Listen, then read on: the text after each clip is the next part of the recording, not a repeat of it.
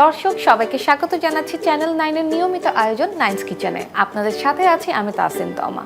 বরাবরের মতোই আমরা চেষ্টা করি আপনাদের সাথে ট্রেডিশনাল এবং দারুণ মজাদার কিছু রেসিপি শেয়ার করার জন্য। আজকেও ঠিক তার ব্যতিক্রম নয়। আজকেও আমি চলে এসেছি আমার ফ্যামিলি ট্রেডিশনাল এবং বলতে পারেন কিছুটা আমার আঞ্চলিক ট্রেডিশনাল একটি খাবার, সেটি হচ্ছে গিয়ে মিষ্টি কুমড়া দিয়ে ইলিশ মাছ। আরও একটি খাবার হচ্ছে যারা আমরা 90 দশকের আছি তাদের খুব পছন্দের এবং জনপ্রিয় একটি আইটেম, সেটি হচ্ছে গিয়ে কালারফুল চিপসটা আমি কিভাবে সার্ভ করব, আমাদের সার্ভিং স্টাইলে থাকবে একটু ভিন্নতা। আর যেটা আমাদের ইলিশ মাছ দিয়ে মিষ্টি কুমড়া আছে সেটা একদম টোটালি একটা ট্রেডিশনাল রেসিপিতে হবে। তো দর্শক চলুন দেখে নেওয়া যাক আমাদের এই দুটি রেসিপি তৈরি করতে কি কি উপকরণ লাগছে।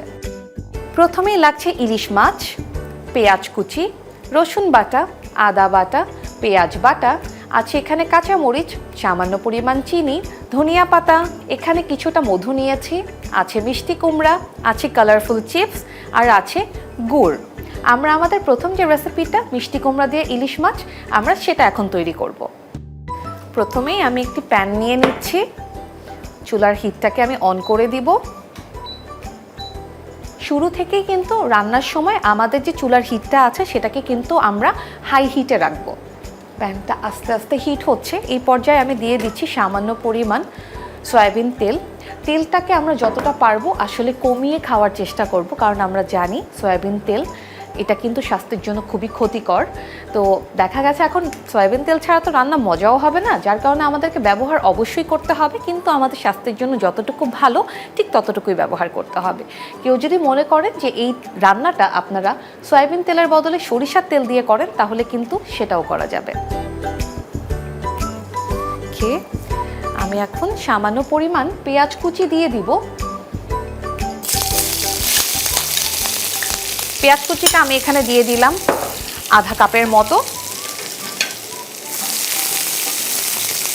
পেঁয়াজটাকে আমরা ভালো মতো ভেজে নিব। এই খাবারটা কিন্তু গরমের দিন খেতে খুবই ভালো লাগে এবং গরমের দিনের জন্য বেশ উপকারী, কারণ গরমে কিন্তু এমনিতেও খাওয়া দাওয়ার প্রতি আগ্রহটা অনেকটা কমে যায়। তো ওই সময় যদি এই ধরনের পাতলা টাইপের কোনো ঝোল রাখা যায় খাবারের সাথে তাহলে কিন্তু একটু তৃপ্তি করে খাবারটা শেষ করা যাবে। আমার পেঁয়াজটা অলমোস্ট ভাজা হয়ে এসছে। এখন আমি এই পর্যায়ে দিয়ে দিব রসুন বাটা। রসুন বাটাটা আমরা পরিমাণে কম দিয়েছি, কারণ যেহেতু আমরা মাছ রান্না করছি, মাছে কিন্তু রসুনের তুলনায় আদার পরিমাণটা একটু বেশি যাবে। আদা বাটা দিয়ে দিলাম আমি এখানে 2 চা চামচের মতো। আদা আর রসুনটাকে পেঁয়াজের সাথে ভালো মতো কষিয়ে নিব। এই পর্যায়ে আমি দিয়ে দিচ্ছি লাল মরিচের গুঁড়ো। আমরা খুবই হালকা মশলা ব্যবহার করব, কারণ যেহেতু বলেছি এই খাবারটা বেশ পাতলা টাইপের হবে, আর যেটা পাতলা ঝোলের খাবার সেখানে কিন্তু মশলার পরিমাণটা একটু কম হলেই খেতে ভালো লাগে। দিয়ে দিচ্ছি লবণ, ভালো মতো মিশিয়ে নিব।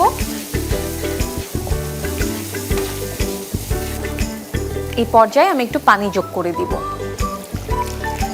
পানিটা আমরা অল্প অল্প করে দিয়ে মশলাটাকে কষিয়ে নিব। আমাদের মশলাটা কষানো হতে হতে আমি আমাদের যে মিষ্টি কুমড়াটা রাখা আছে সেটাকে আমি স্লাইস করে নিচ্ছি।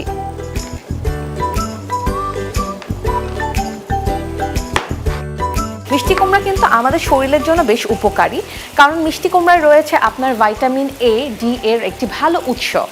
আর মিষ্টি কুমড়া কিন্তু আমাদের রোগ প্রতিরোধ ক্ষমতা নিয়ন্ত্রণ করতে সহায়তা করে এবং হজম শক্তি বৃদ্ধিতে সহায়তা করে। আমার মশলাটা প্রায় কষানো হয়ে গেছে। কষানোর এই পর্যায়ে আমি মিষ্টি কুমড়াটা দিয়ে ভালো মতো কষিয়ে নিব।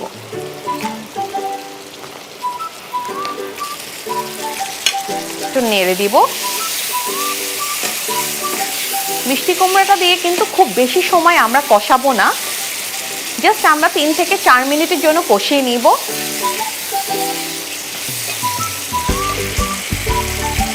কারণ যেহেতু বলেছি পাতলা ঝোলের তরকারিতে কিন্তু খুব বেশি কষানোর প্রয়োজন নেই।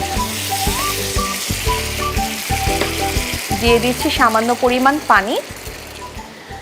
আমি যেহেতু বিক্রমপুরের মেয়ে, বুঝতেই পারছেন পদ্মার পাড়ের মানুষ, তো দেখা গেছে যে ইলিশ মাছের প্রতি আমাদের একটা আলাদা ফ্যাসিনেশন বা একটা আলাদা ইমোশন কাজ করে। তো আমার মনে হয় শুধু আমি একা না, এমন কোনো মানুষ নেই যারা ইলিশ মাছ আসলে পছন্দ করেন না। কম বেশি ছোট থেকে বড় সবাই কিন্তু ইলিশ মাছ পছন্দ করে। এই পর্যায়ে আমি ঢাকনা দিয়ে একটু ঢেকে দিব যেন মিষ্টি কুমড়াটা 60%-এর মতো বয়েল হয়ে আসে। এরপরে যখন আমরা মাছ দিব, আমরা জানি ইলিশ মাছ রান্না হতে খুব বেশি সময় লাগে না। তো আমরা যখন মিষ্টি কুমড়াটা 60%-এ চলে আসবে ঠিক তখনই আমরা ইলিশ মাছটা অ্যাড করব। এরপরে আমরা খুব অল্প সময়ের জন্য রান্না করে সার্ভ করে নিব। দর্শক, এই পর্যায়ে আমাদের একটু অপেক্ষা করতে হবে। আমাদের মিষ্টি কুমড়াটা কিন্তু অলরেডি 60% হয়ে এসেছে। এই পর্যায়ে গিয়ে কিন্তু আমরা আমাদের যে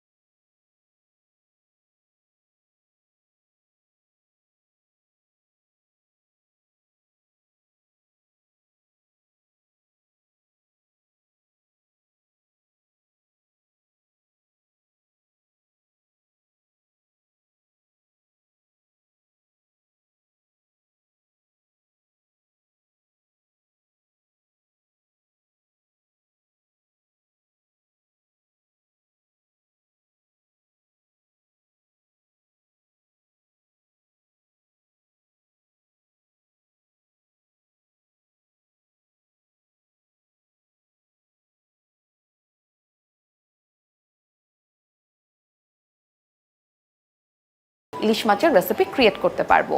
পাশাপাশি ইলিশ মাছ কিন্তু রক্ত সঞ্চালনে সহায়তা করে, ত্বক ও চুলের উজ্জ্বলতা বাড়ায় এবং পাশাপাশি আপনার হৃদরোগের আক্রান্ত হওয়ার সম্ভাবনাটাকে কিন্তু অনেক বেশি কমিয়ে দেয়। তো দর্শক, আমাদের ইলিশ মাছটা কিন্তু অলরেডি বয়লিং টেম্পারেচারে চলে এসেছে। আমি এই পর্যায়ে কিছু কাঁচামরিচ যোগ করে দিব, কারণ ইলিশ মাছ আর ইলিশ মাছের সাথে কাঁচামরিচ যাবে না এটা কিন্তু হতেই পারে না, কারণ ইলিশ মাছে কাঁচামরিচ একটা এক্সট্রা ফ্লেভার অ্যাড করে। আর ইলিশ মাছে কিন্তু এক্সট্রা কোনো ফ্লেভার বা এক্সট্রা কোনো ধরনের ইনগ্রেডিয়েন্ট অ্যাড করলে সেটা কিন্তু খেতেও এত বেশি ভালো লাগে না। আচ্ছা, আমরা যদি ইলিশ মাছে জিরা গুঁড়া অ্যাড করি তাহলে কিন্তু ইলিশ মাছের যে নিজস্ব একটা অ্যারোমা আছে সেই অ্যারোমাটা কিন্তু কমে যাবে। দর্শক, নামানোর আগে আমি সামান্য পরিমাণে একটু চিনি অ্যাড করছি। চিনিটা যে কোনো কারিতে আপনি যদি সামান্য পরিমাণ সুগার অ্যাড করেন তাহলে কিন্তু সেটার টেস্ট আরও দ্বিগুণ বেড়ে যায়। চিনিটা গলে যাওয়া পর্যন্ত আমরা অপেক্ষা করব। এই পর্যায়ে আমি সামান্য পরিমাণ ধনেপাতা অ্যাড করব। ধনিয়া পাতা টোটালি অপশনাল। আমার কাছে এই কারিটাতে সামান্য পরিমাণ ধনিয়া পাতার ফ্লেভার খুবই ভালো লাগে, যার কারণে আমি নামানোর আগে সামান্য পরিমাণ ধনিয়া পাতা ব্যবহার করছি। ধনিয়া পাতাটা দিয়ে আমরা কিন্তু খুব বেশি সময় রান্না করব না, আমরা কিন্তু সাথে সাথে আমাদের চুলাটাকে অফ করে দিব।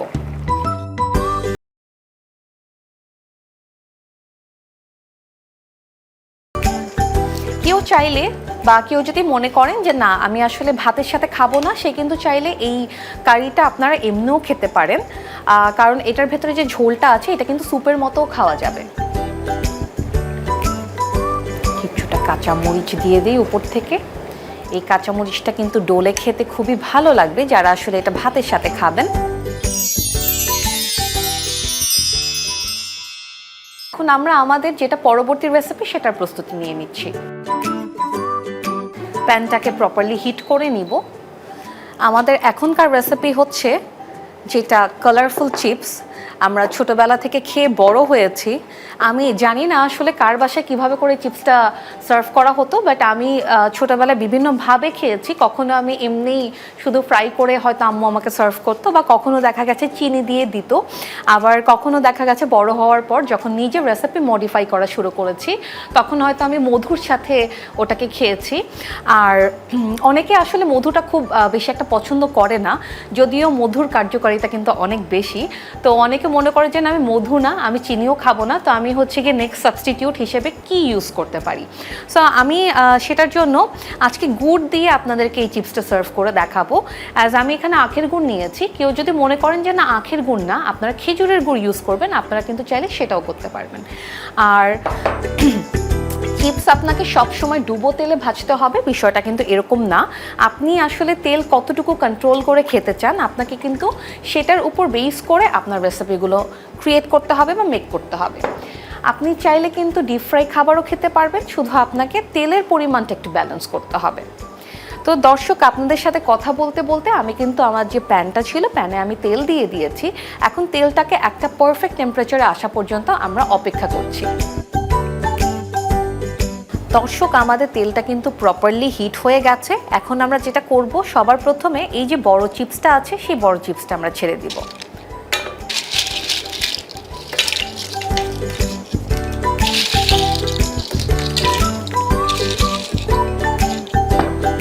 আর আমরা এই চিপসগুলো যারা আসলে বাসায় খাই, বা যারা এই চিপসগুলো সম্পর্কে অবগত, তারা কিন্তু খুব ভালো মতোই জানি যে তেলে দিয়ে দেওয়ার সাথে সাথে যদি আপনার তেলটা প্রপারলি হিট হয়, তাহলে কিন্তু চিপসটা ফুলে উঠতে খুব বেশি একটা সময় নেয় না। এই পর্যায়ে যেটা আর কি নিচের অংশ আছে, সেটাকে উপরে তুলে উপরের অংশটা আমি নিচে দিয়ে দিব। যেহেতু আমরা কম তেলে এই চিপসটা ফ্রাই করছি,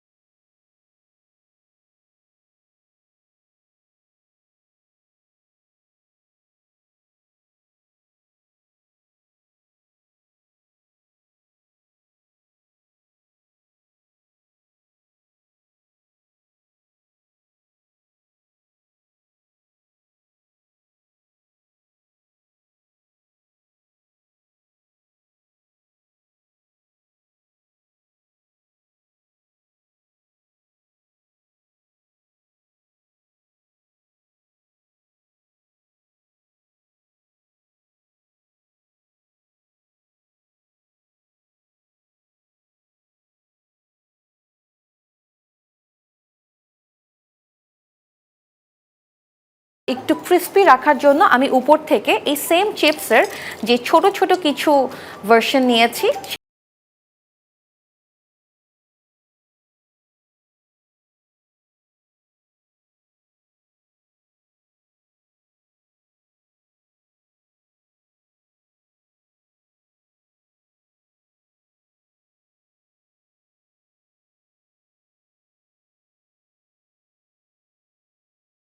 অনেক সুন্দর আর অনেক কালারফুল হয়েছে। আমি যেমন এই রেসিপিটা বানাতে গিয়ে আমার ঠিক ছোটবেলা বা শৈশবের স্মৃতিতে ফিরে গিয়েছি, আমার ধারণা আপনারাও ঠিক এটাই অনুভব করছেন এই মুহূর্তে। আমি আপনাদেরকে এটা খাওয়াতে পারছি না, বাট আমি একা হচ্ছে গিয়ে এখন একটু পরে আমার এই রেসিপিটা খাবো আর আমার সেই ছোটোবেলার যে স্মৃতিটা আছে সেটাকে হচ্ছে গিয়ে মনে করব। তো আশা করি আমাদের এই রেসিপিটা আপনাদের কাছে ভালো লেগেছে। রেসিপিটা ভালো লাগলে অবশ্যই ট্রাই করবেন এবং আমাদেরকে কমেন্টে শেয়ার করবেন। সো দর্শক, এই ছিল আমাদের আজকের রেসিপি। আশা করি রেসিপি দুটো আপনাদের কাছে ভালো লেগেছে। আর এই রেসিপিটা আপনারা যাতে নির্ঝঞ্ঝাটভাবে তৈরি করতে পারেন সেটার জন্য আমরা প্রস্তুত প্রণালীটা আরেকবার দেখে আসি। মিষ্টি কুমড়া দিয়ে ইলিশ মাছ প্রস্তুত প্রণালী। প্যানে তেল গরম হয়ে গেলে আগে থেকে কুচি করে রাখা পেঁয়াজ দিয়ে ভালো মতো ভেজে নিতে হবে। পেঁয়াজ ভাজা হয়ে গেলে একে একে পেঁয়াজ বাটা, আদা বাটা, রসুন বাটা দিয়ে ভালো মতো কষিয়ে নিতে হবে। কষানো হয়ে গেলে আমার যতগুলো গুঁড়া মশলা আছে, হলুদ গুঁড়া, ধনিয়া গুঁড়া, মরিচ গুঁড়া দিয়ে আবারও ভালো মতো কষিয়ে নিতে হবে। এরপরে কেটে রাখা মিষ্টি কুমড়া যোগ করে 60% মতো রান্না করে নিতে হবে। মিষ্টি কুমড়া যখন 60% রান্না করা হয়ে যাবে ঠিক তখনই ইলিশ মাছ দিয়ে কাঁচামরিচ দিয়ে ভালো মতো ফুটিয়ে নিতে হবে। রান্নাটা যখন হয়ে যাবে তার 5 মিনিট আগে চিনি ছিটিয়ে নামিয়ে পরিবেশন করুন।